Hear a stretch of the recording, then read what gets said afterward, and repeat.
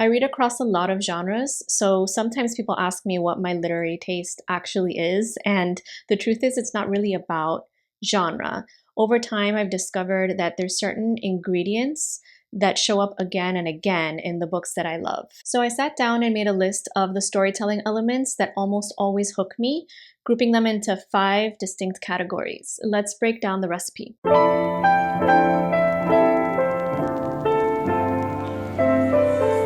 I've got my handy list here. So starting with plot elements or plot ingredients, if you will, I love a murder trial. The quintessential example here is the classic To Kill a Mockingbird, but really any book that features a very dramatic murder trial is something that I'm probably going to be into. Another book that comes to mind is Where the Crawdads Sing, which is a much more recent publication. And I wasn't expecting that to have a murder trial within it, but by the end you get one, and I was already enjoying the novel, so that made it that much better. Political intrigue is also great, whether that's in kind of a historical fiction or a novel that's set in our current time and actual political events that are taking place, or whether it's in a more fantasy setting or a futuristic dystopian setting. What matters here is the machinations going on behind the scenes. I mean, in real life, this is not the kind of thing I'd like to be involved with, but in fiction, it's really interesting to see how those things play out. A novel that comes to mind that I read pretty recently is Blood Over Bright Haven. It was one of my favorite reads of last year, and it is a fantasy novel, but there's a lot of like political corruption going on, and I found that aspect of it, along with, a lot of other things, pretty interesting to read about. I also love it if you give me some kind of mystery to solve, whether it's a murder mystery or something else, because I like to put on my detective, Agatha Christie, Sherlock Holmes hat and try to work out in advance what I think is going to happen or who I think is culpable, and try to work out what the twist might be. And I always like at the end of a story like that, being able to go back and spot all of the clues and see how all of the puzzle pieces end up fitting together. Obviously, any of those Agatha Christie, Sherlock Holmes, detective mystery type of stories would fall into this category. But a recent one that I read is called God of the Woods, and it takes place in a summer camp where there's a murder, and then the mystery kind of slowly starts to unfold. In a similar vein, I love uncovering ancient secrets. So, your Indiana Jones kind of tale. It doesn't necessarily have to be that adventurous or action-packed or anything, but just this idea of discovering like an ancient manuscript or some hieroglyphics on a wall or something, and having to trace back the origin and working out what it all means in history and how it impacts upon the present potentially. I always find that type of story to be very much a page turner. I couldn't really think of a recent read of mine with this ingredient, so I should look into potentially reading one of those soon. But the book that I listed for myself is one that I have not read before, but I wanted to jot it down as a reminder to myself in this video to please go read this book, because I've been meaning to for so many years at this point. And that's The Name of the Rose, which is, an Italian classic. Fairy tale or folklore is another plot ingredient that usually does it for me. I really like when stories incorporate fairy tale elements or some kind of folklore tradition. Recently, I read a book called The Bear and the Nightingale, which incorporated Russian folklore, which was nice because I knew very little about that particular tradition. So it sent me down this rabbit hole of looking up information on it. And I got to learn a little bit about a particular culture in addition to really enjoying the story. Next up, there's mythology, and I just adore mythology. It just gives me some gods with interesting personalities and complicated relationships with the human realm, and that usually is very fascinating for me. I am on my Greek mythology journey this year, trying to reread some of the ancient Greek classics, as well as some of the more modern retellings that have become very popular lately.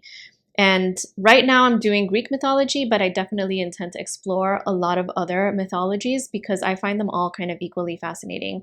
And the most recent read I can remember that heavily incorporated mythology was Wild Reverence, which I quite enjoyed. And even though she's obviously borrowing from different types of myths, she creates her own gods within her world building. Okay, my next one very much ties in with mythology and fairy tale and folklore, and that's simply magic. I love stories that incorporate magic, whether that be, a magic school like Harry Potter or The Magicians. Not sure who out there has read that, but maybe I'll do a whole thing on The Magicians sometime because I was obsessed with that television show that was on Netflix for quite a while, and I think they removed it, which is sad, but I'll have to figure out if it's streaming anywhere else these days. in any case, I love magic systems. They don't have to be very detailed, they don't have to be very complex. They can be very sort of loose magic systems, like, oh, there's just this vague magic that is happening in this world. Either type I enjoy. And if the story is told well and it has great characters, then the magic adds a certain whimsy to it, but also can sometimes add stakes. So plenty of stories that I can choose from here, but I'm gonna go with, a very classic tale, the Chronicles of Narnia. Just the idea of walking into your wardrobe and landing in a magical universe. That idea of finding yourself in a different world that contains magic as opposed to your regular, ordinary world where there is no magic. I think that's a common theme in childhood literature, and one that as an adult I continue to reach towards. Another plot element, and we've got a lot of ingredients for this plot category, but my next one is found family, which is really a trope, I suppose, but it's really a heartwarming one. And when I'm connected to a character and that character finds their people, that just makes me very happy. So I like a lot of works of fiction that have that found family trope. One that comes to mind right now is The Cerulean Sea. That's not the full title. What's the full title? It's The House in the Cerulean Sea. There's a sequel to that I need to read, but that one was really beautifully done, and I thought gave you that sense of comfort and joy at having found a group of people that the main character can feel at home with. My next one is books about books. So if you're writing a book in which the plot revolves around other books, then I am probably going to want to read that. Even if it's not especially well written, I'll usually make an exception in this case because I really like getting immersed in the idea of books, the idea of reading. So anything set in a bookshop or a library, or sometimes stories that involve magic, like being sucked into a book, for instance. The story that comes to mind for me right now is called Pages and Co., The Book Wanderers. In that story, our main character gets to meet like actual story characters that she grew up with, like Anne of Green Gables, for example, who I've got right here. And what a fantasy, right? Like to be able to get to meet some of these fictional characters. That one, I believe, is a series as well, so I definitely need to read the other books. I also really like books about art. So what I mean by that is not nonfiction books about art. Those are great. I have some of those as well. But what I'm referring to is works of historical fiction that are based on a particular work of art that inspired the author. We don't really have a whole backstory to how that painting or work of art came to be. So the author will come up with an entire backstory for it. And I love it because I get to learn about a particular historical time period, but also about art in and of itself. I always find those stories to be pretty immersive. There are a number of authors that do a lot of that type of historical fiction.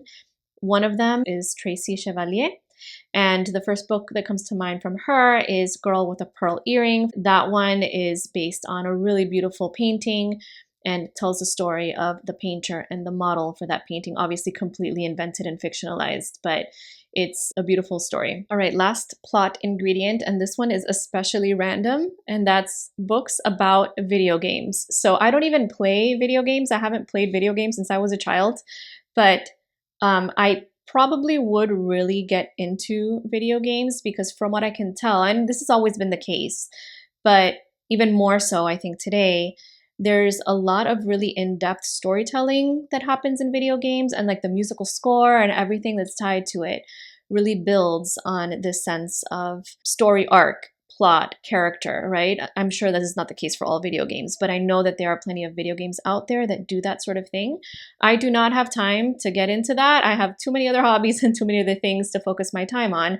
So perhaps reading books about that allows me to get some sense vicariously of what playing one of these video games might be like. And there are two books that I've read in the last few years that have this theme or this particular plot element that I have really, really liked. One of them is Ready Player One, in which they're kind of living in this virtual reality. So life itself has kind of become a video game.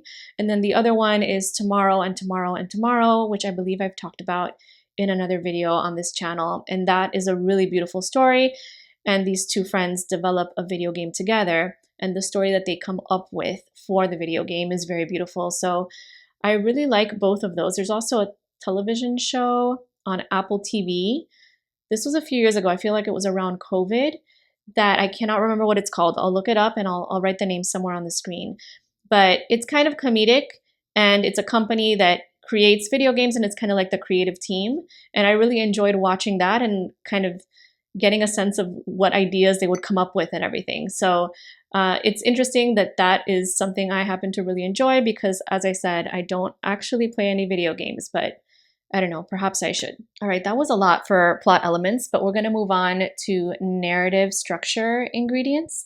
The first I have listed for this is multiple timelines, whether it's dual or more than two. This needs to be done well because when it's not done well, it's kind of similar to having multiple character POVs, where if you're enjoying one POV or one timeline much more than you are the others, then you get annoyed whenever you're not reading the one that you like. But when you are enjoying all of them equally, then that's especially pleasurable in terms of like reading experience for me. And the one that comes to mind first is one that has 3 timelines in it. It's called Wayward. And so these are 3 different women that are all related to each other in some way. Throughout different time periods, and they all end up connecting in some way or another in the story. I thought that was really well done. Then there's time travel, which I know can be pretty polarizing because it's really difficult to get time travel right. And I know that you can very easily mess up your story once you throw time travel in there and develop all kinds of plot holes and all of that. But when it's done well, it's just such a fun element to have within your storytelling. And there are, I think, quite a few works of literature that do this well. One that I like is the Outlander series, and I think she's working on the 10th and last one, I believe. I've only gotten as far as 5 of them, but I have also been watching the show of that, which is on Stars, and I believe they're airing the last season right now, which I haven't started watching, but they've at this point, deviated from the books. In any case, that's a fun one. It's a hefty one to get into, but it's nice because it has the time travel element, but it's also kind of historical fiction, and it's also romance. Like, it's really difficult to pin down the genre for this book. The Hero's Journey, or The Chosen One. I know that this has been done over and over and over again, but I think it's for good reason, right? It's a type of tale that we're drawn to over and over again.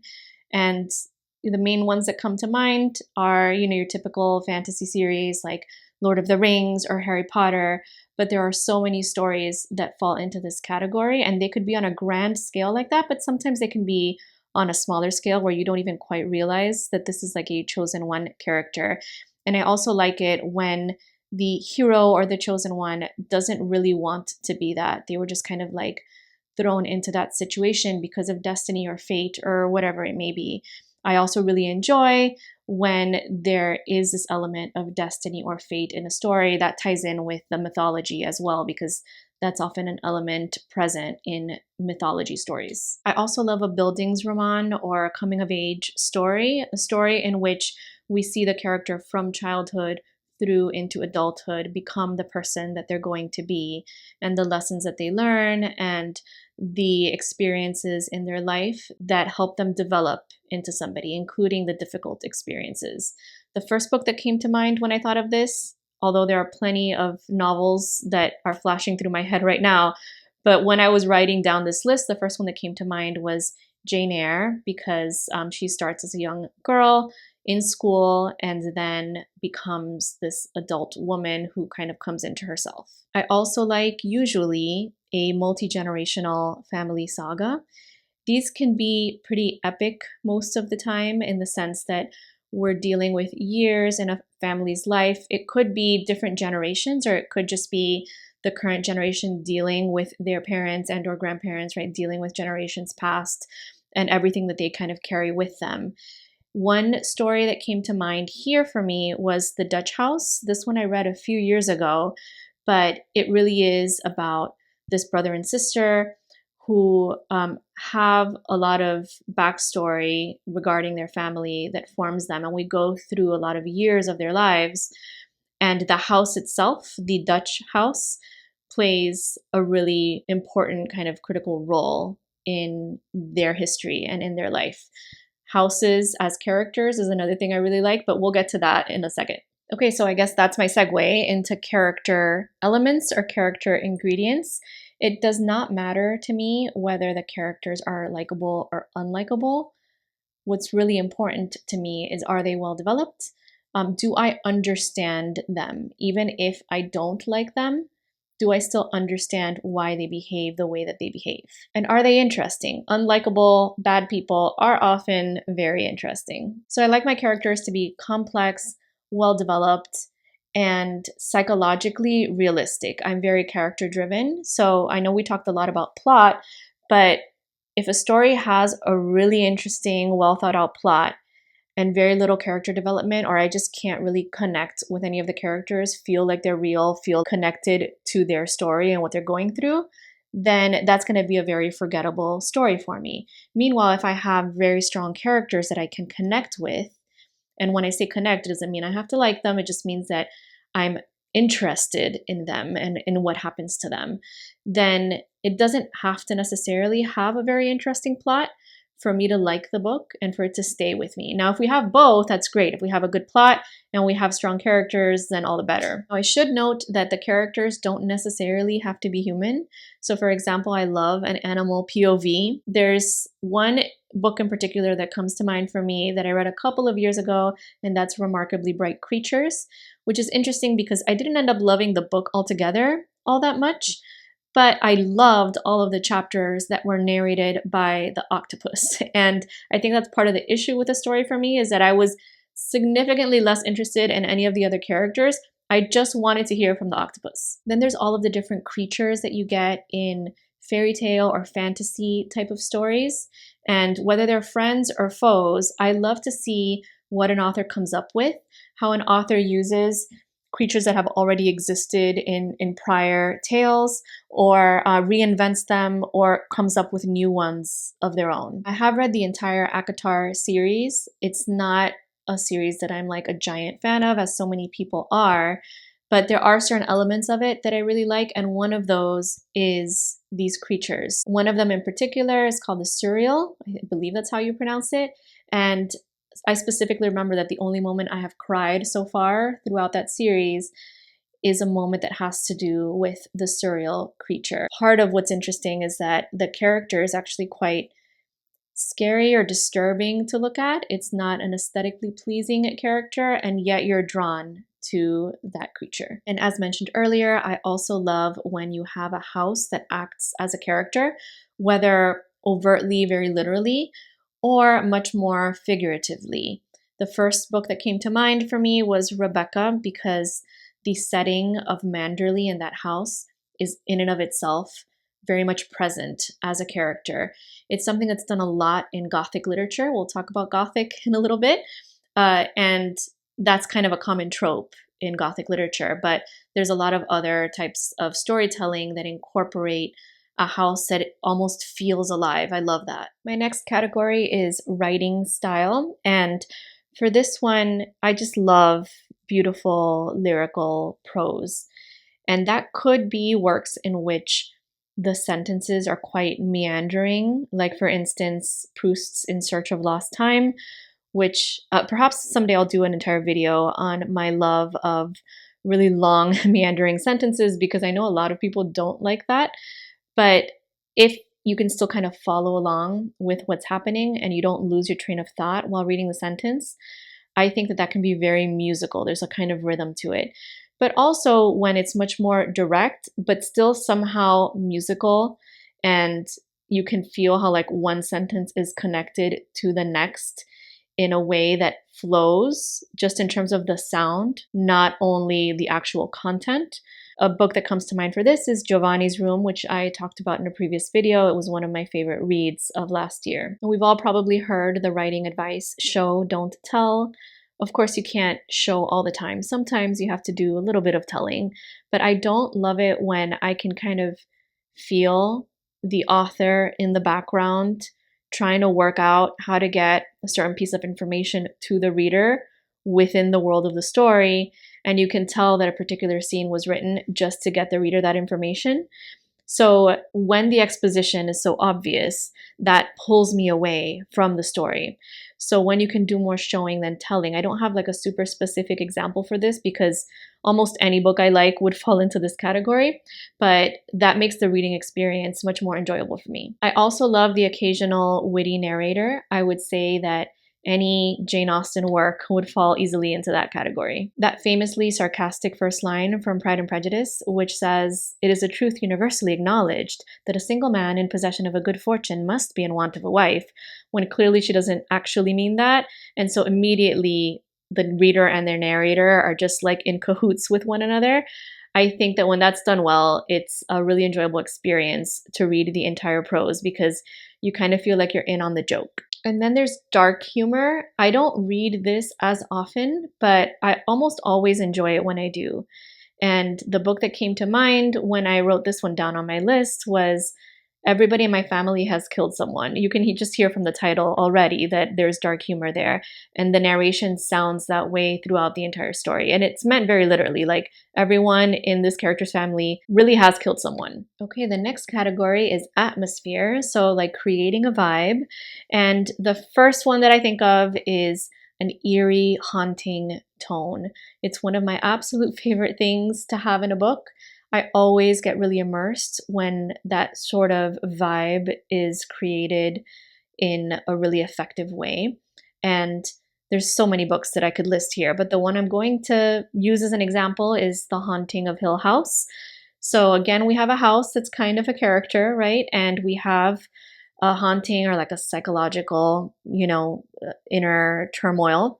And all of that is done in such a way to like really grip the reader. Obviously, anything within the gothic genre would fall into this category, but I see it as a different element because while yes, gothic literature is kind of by default eerie, a little bit haunting, you can have a story that is eerie and haunting that is not necessarily gothic. But I do love almost all works of Gothic literature. There's so many that I can list here, Wuthering Heights being one of them because it's one of my all-time favorites. I recently filmed a video about that. But the one that I will use as an example is a book I read a number of years ago called The 13th Tale, which is definitely eerie. It has a Gothic element to it.